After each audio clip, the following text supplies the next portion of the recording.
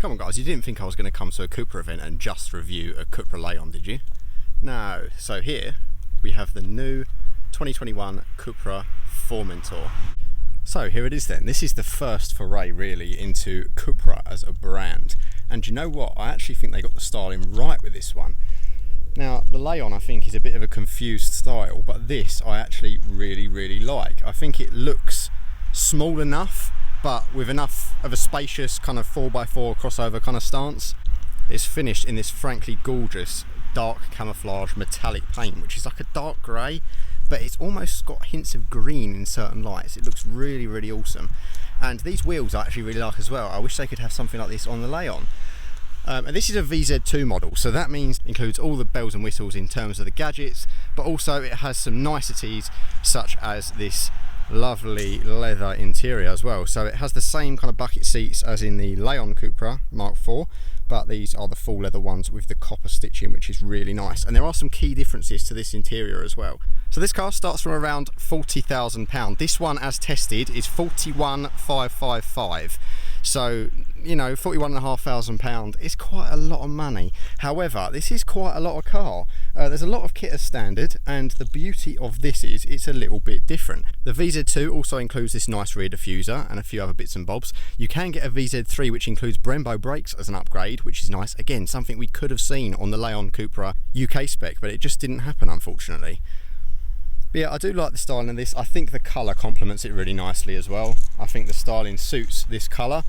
And this is the 310 horsepower version, so a similar power plant to kind of Golf R, imagine that. And this is also four-wheel drive as well, so with some kind of very light, faint off-roading capabilities, which is lovely here at Caffeine Machine. So this is actually exclusive to the CUPRA brand. You can't get a Seat Formentor. So it is quite good that they're actually branching out and making their own models now, because it does differentiate the brand from Seat that little bit more and establish them as well. And I really think, again, I think the styling looks right on this, but not quite right on the Leon. Very aggressive stance at the front end there, really nice, and the CUPRA badging finishes it off nicely. Not too much copper, just enough to let you know what it is. Unfortunately, when it comes to that power plant, they are going to do the 5-cylinder version, the VZ5, which basically has the same power plant as an Audi RS3, but they're only doing that in Europe and other markets. They're not bringing it to the UK, which is extremely disappointing. I think they will see the error of their ways soon and get it done. Being a sort of 4x4 crossover-y thingy, there is definitely some more space in here. Not too much in terms of cabin room. It's not that far off the Leon, to be brutally honest. It is just basically like a lifted Leon chassis. Definitely some more boot space to be had though, thankfully. And we've got an electric tailgate there as well, which is nice. Now, being a four-wheel drive car, there is not as much space on the floor here. You can see that this is as low as it goes, and of course there is a little bit of a load lip, but it's not too bad. The advantage is it's just that little bit lifted. It's probably a little bit better in certain circumstances, especially somewhere like this. I mean, I struggled a little bit on this particular terrain in my Mark III Leon, which is over there.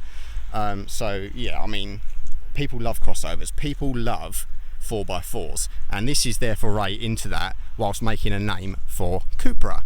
So let's get this hatch closed up and check out some of the other interior features. So in here it's a very similar affair to your Seat Leon Mark IV, or your CUPRA Leon Mark IV, should I say. Some key differences though. So you still get the touchscreen and the display as standard, which is lovely regardless of what model you go for, and there's this fantastic accent of light all around the dash. Materials up here are really squidgy and lovely. Copper stitching really finishes it off nicely, as does this brushed trim. And the leather seats I actually really enjoyed. If you watch my Mark IV Leon CUPRA review, you'll know that I really love the bucket seats, and in leather they are really nice as well. There are some key differences in here though that I think set this apart from the Leon, and that is these buttons on the wheel. I love this. I love the fact that your engine start stop button is right there. You can press it with the touch of a thumb and the car will come to life. I also love the fact that you've got your CUPRA mode button right here, rather than having to faff about in the infotainment, which is lovely. However, it's a bit of a faff to get into certain things, like stability control, for example. You have to go through a few settings to get to it. Plus, you've got these touchscreen controls for volume and fan speed, and temperature rather, which okay, they're nice, but they are a little bit smudge central and they are a little bit annoying when you're actually out on the road. But the tech is lovely. It's nice to have these big screens, and it's definitely an upgrade over the previous model. It's a more reliable system, and I do think once it gets some updates software wise and you use your Apple CarPlay and all that jazz, absolutely fine. Another thing I really like is down here with your little nubby gear select, which is common on all modern cars for some reason. They just insist on doing this, but you do get used to it quite easily. You do have a traction control off button right here, which is something that isn't in the Leon. The Leon has the engine button here. So why couldn't they have this same steering wheel like this and put that there? Because otherwise you have to faff about in this menu. In this, you can just press the button, happy days. So there we go, there's a bit of a overview of the interior. As I say, cabin space, it's not actually that much different to the Leon, to be honest, in real world terms. I mean, I'm sure I could spout figures at you, but you know, it's not particularly any larger in terms of feel getting inside, but that's fine because for this class of car it doesn't necessarily need to be, and the Leon is a fairly spacious cabin as it is. If you want a bit more of an in-detail review of the interior, go and check out my Mark IV CUPRA Leon video where I go a little bit of a deeper dive on the inside. But let's hook up the cameras, get this thing out on the road and actually see what it's like to drive in comparison to its smaller front-wheel drive counterpart. So here we go then, driving the CUPRA Formentor. That is actually how it's pronounced, by the way. I asked the press team. And what I really love about this car is the road presence. It's definitely a little bit larger than a Leon Cupra, and it's definitely just got that slightly bulkier presence about it, and I do think the styling is a bit better on this. Having said that, it doesn't feel that much bigger in here. So I'm currently, my seating position is quite high at the moment, but it's not incredibly high. But I don't feel like the car's daunting at all. Like, it doesn't actually feel that much bigger than my Leon, to be fair. I'm just about to go through a narrow gate to exit Caffeine Machine, and I don't feel intimidated by it, which is a good thing. I am in CUPRA mode at the moment, and that's not always the best thing in the world because you do get that pumped in noise through the cabin, which you can hear. Exhaust on this is pretty much the same as on the Leon. It doesn't sound anything too special. Of course, this has dynamic chassis control, as you would expect. As a cruiser, it is really nice. As I say, there's not a massive of space in here in comparison to your Leon Cupra, but it's enough. What I do have to say about this car is the driving position is quite interesting. You are obviously a little bit higher up, but it does feel like almost like a Cupra Leon on stilts. So it's actually quite nice. Like, I think getting in it for the first time from another 4x4, you'd feel a bit cramped in here with its driving position and the way you sit and look at everything. I actually quite enjoy it. It actually just feels a bit like a raised Leon, and that's fine with me.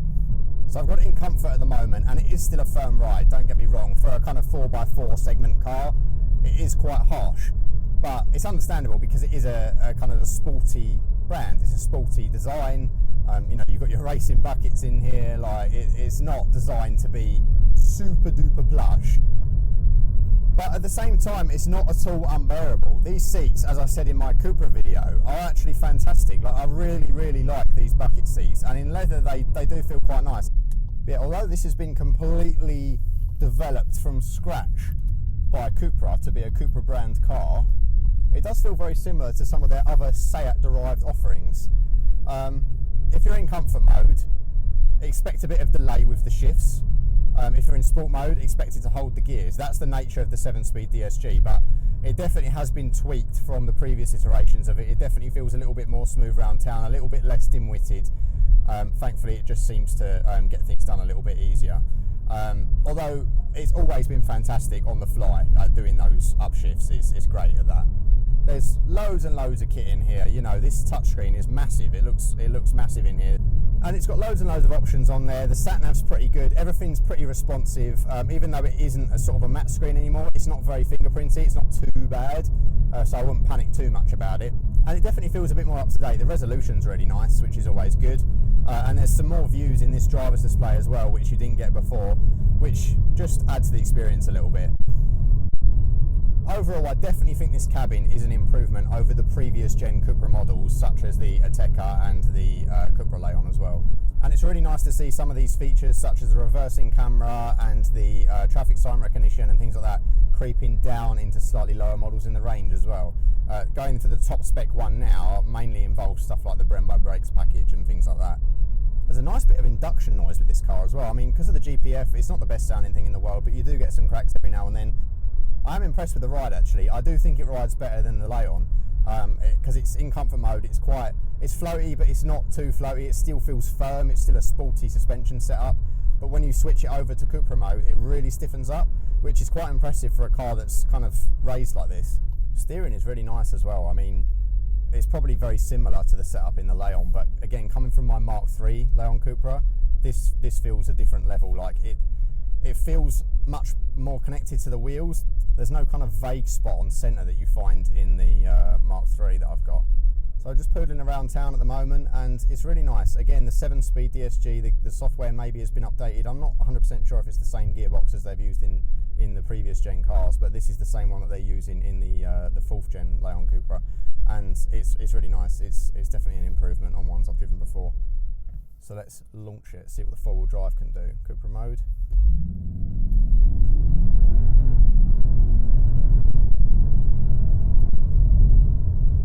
Nice. So 310 horsepower, 400 newton meters of torque, and a 0 to 60 time of 4.9 seconds with that 4-wheel drive. So it's brisk.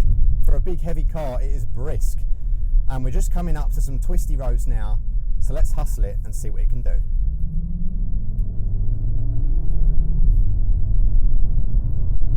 Yeah, 4-wheel drive gives you loads of confidence in the bends. Very familiar. If you've ever driven a Golf R, Audi S3, something like that, this is a very similar setup. You know, same sort of engine, similar chassis, and of course that 4-wheel drive system as well. Kicks down nicely. So let's give it some hell out of this junction.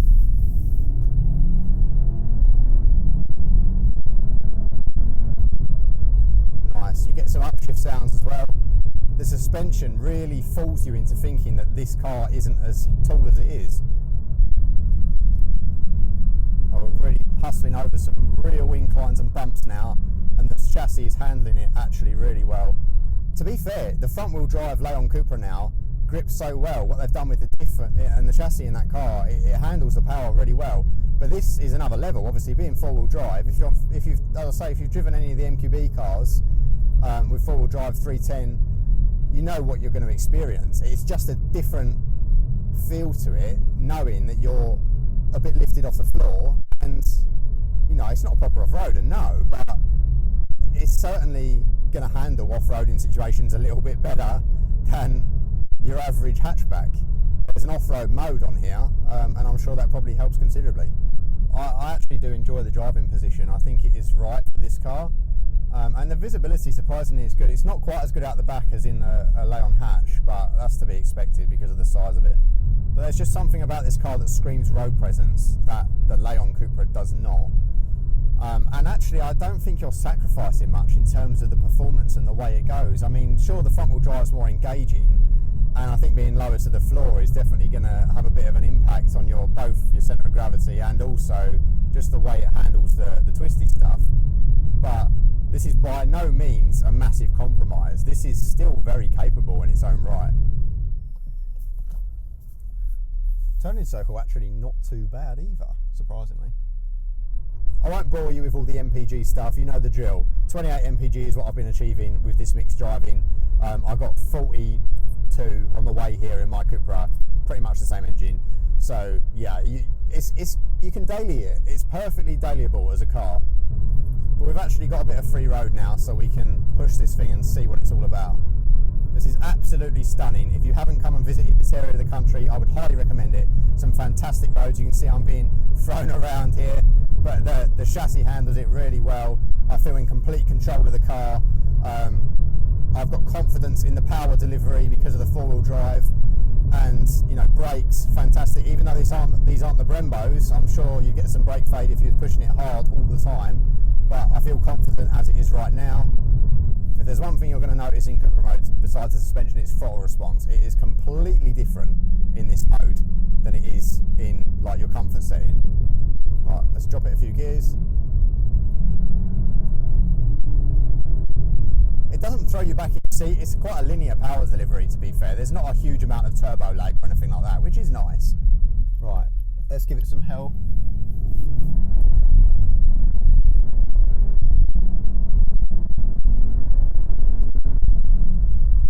Wow, yeah,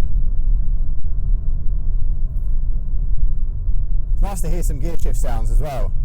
But I mean, the 4-wheel drive system has always been great in these cars, and that proved the same thing. As I said, the front wheel drive in the Leon is great now, but that's obviously another level off the line. Yeah, kickdown can be a bit ferocious. Not hearing much noise in terms of pops and crackles out of this exhaust though, unfortunately, which is a shame.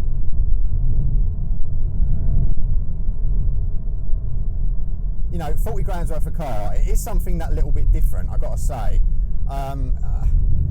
Of course there's great alternatives out there from the bigger brands that you might know better, but this is still from an established brand, don't forget that.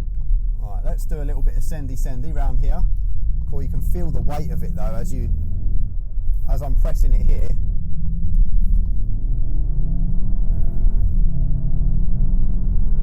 There's a little bit of lag on the kickdown, but it turns in nicely. There's not as much body roll as I expected at all, so that's really nice. But I don't think it's too firm that you couldn't live with it day to day as like a sporty family car.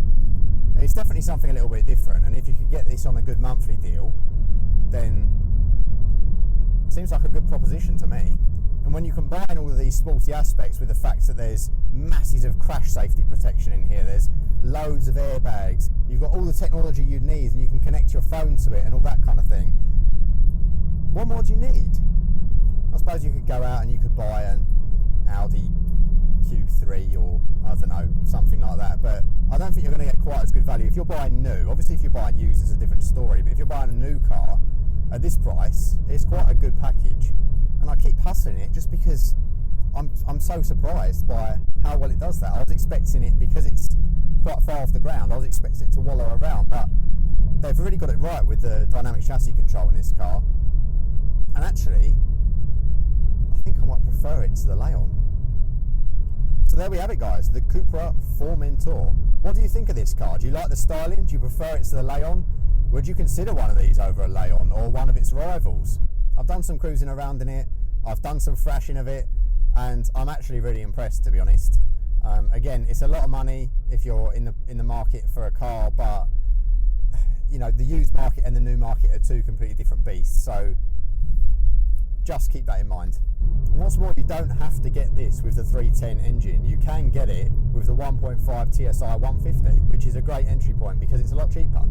And I'm sure it'd still be quite good. If you're the sort of person who pilgers around and you're not too bothered about pressing on like this, then, you know, I approve of the way it feels and the way it handles, and I think the formula is right in terms of the cabin. It's not overly spacious and daunting to drive. It feels just like a puffed up hatchback, and a lot of people prefer that rather than a big chunky 4x4. One thing I would say is I'd be really curious to see what this chassis is like with the VZ5, the 5-pot engine from the RS3. Now that would be something special. But then I suppose I could check out something similar in the Audi RS Q3. Audi, hit me up. Again, massive thank you to CUPRA Media UK. The guys have been great today. You know, I've been hanging out with some really cool people, and I'm so grateful to get the opportunity to actually come down here and do a review like this, because, you know, I always wanted to get hold of the new CUPRA just to check it out, but I didn't think I'd be able to do a full driving review of one, nor did I think I'd be able to get out in the rest of the CUPRA range as well. So, you know, it's a great opportunity, and I just want to thank you guys for trusting me with it. So that is all from me. I'm nearly back at Caffeine and Machine now. Gonna have a little poke around to see what's left there, and also see what other cars have turned up, because there's some pretty cool stuff. So thank you guys so much for watching, and I'll catch you in the next one.